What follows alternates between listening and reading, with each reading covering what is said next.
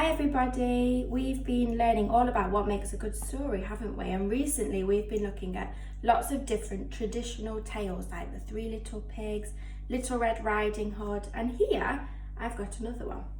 Now this story is called Hansel and Gretel and it's another traditional tale. Once there lived a poor woodcutter who had come upon hard times. He could no longer feed his wife and children. "Tomorrow we will take the children deep into the wood and we will leave them," said the children's stepmother. "I cannot do that to my own children," said the man. "If you don't, then all four of us are going to starve." And she gave him no peace until he agreed. How unkind is that? She's not a very nice stepmother, is she? Hansel and Gretel had overheard what their parents were saying. "Don't worry, I know what to do," said Hansel. As soon as the adults fell asleep, Hansel crept outside and filled his pockets with pebbles. I wonder what he's going to do with those pebbles. Can you see him? The next morning, the stepmother woke Hansel and Gretel. She told them that they were going to collect wood and gave them each a small piece of bread. As they walked, Hansel kept stopping. "What are you doing?" his father asked. "I'm looking at my cat sitting on the roof," Hansel said. "You are silly. That is just the morning sun shining on the chimney," the stepmother scolded. Scolded. That means she's not very happy with him. But Hansel had not been looking at his cat. He had been dropping pebbles onto the path. He's dropping his pebbles behind him, look. I wonder what country Hansel and Gretel live in. Can you tell? Looks very sunny and dry, doesn't it? When they were deep in the forest, their father said, "You children gather wood and I will make a fire so you won't freeze." When the fire was lit, the stepmother told the children to wait while she and their father went to cut more wood. Hansel and Gretel ate their bread and waited, but no one came to get them. When it grew dark, Gretel began to cry. "Don't worry," Hansel said. Hansel's comforting his sister. Look, wow, what's this animal in the forest? Wow, I think it might be an antelope. And what's this in the sky? Very interesting looking bird. It looks a little bit like an owl, but I don't think it's meant to be an owl with those big red wings. The pebbles Hansel had dropped glistened in the moonlight, and the children followed them home. When their father saw them, he was overjoyed. The stepmother pretended that she was happy too, but secretly she was angry. Wow, look at her angry face. She is not happy that they found their way home. How clever is Hansel, leaving a trail. Not long afterward, Hansel and Gretel heard the stepmother tell their father, "We again have very little food, so we must be rid of the children." She wants to get rid of the children again. When their parents were asleep, Hansel went to gather pebbles, but this time the door had been locked by the stepmother. In the morning, the stepmother gave Hansel and Gretel even smaller pieces of bread, which Hansel secretly dropped as they walked along the path. Oh, phew, he's leaving another trail. This time it's made of bread. Wow, look at this forest. What animals can you see?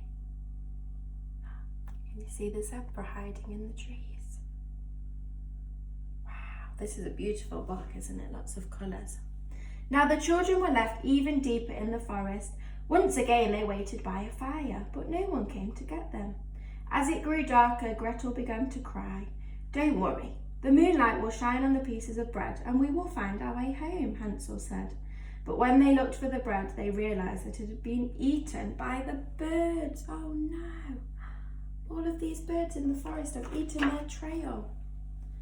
For 3 days, Hansel and Gretel tried to find their way out of the forest. They were terribly hungry when they came to a little house built entirely from bread, with a roof made of cake and windows made of sugar. Wow, it must be a very tasty house made from all those sweet treats. They began to gobble down pieces of the house when they heard a voice calling from inside. "Nibble, nibble, little mouse, who is nibbling at my house?" I wonder who lives inside this house. Oh dear. I'll have Sellotape that. Suddenly the door opened and out came an old woman. Hansel and Gretel were so frightened they dropped what they were eating. Wow, what is that? Can you tell? Looks like a witch, doesn't it? But the old lady said, "Oh, you dear children, come inside with me and you will be just fine." She served them a delicious meal, and Hansel and Gretel went to sleep, thinking they were in heaven. But the woman only pretended to be friendly. She was really a wicked witch who built her sweet house in order to tempt children and capture them for a tasty meal. Well, it definitely worked, didn't it? Hansel and Gretel couldn't resist those sweets on her house. While Hansel and Gretel slept, the witch looked at them. "They will be a good mouthful," she said. Do you think she wants to eat them? Goodness me, she is an evil witch, isn't she? In the morning, she grabbed Hansel and locked him in a cage. She ordered Gretel to cook for her brother so he could be fattened up. Every day the witch said to Hansel, "Stick out your finger so I can feel if you are fat enough." But the witch had bad eyes, so Hansel would stick out a little bone that Gretel gave him. The witch wondered why he wasn't getting any fatter. Hansel is clever, isn't he? The witch grew hungrier and hungrier, and finally she could wait no longer. She told Gretel to fetch water in which her brother was to be boiled while she made bread. Goodness me. Then she told Gretel to go climb inside the oven to see if it was hot enough. But Gretel could see that the witch planned to bake her, so she said, "I don't know how. You show me."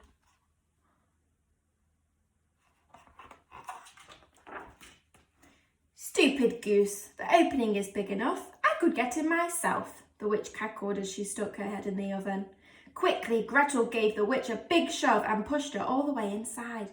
While the witch burned, Gretel ran and unlocked Hansel's cage. Hansel is very brave, isn't she? Gretel, sorry. Hansel and Gretel jumped for joy and filled their pockets with the witch's precious stones and pearls.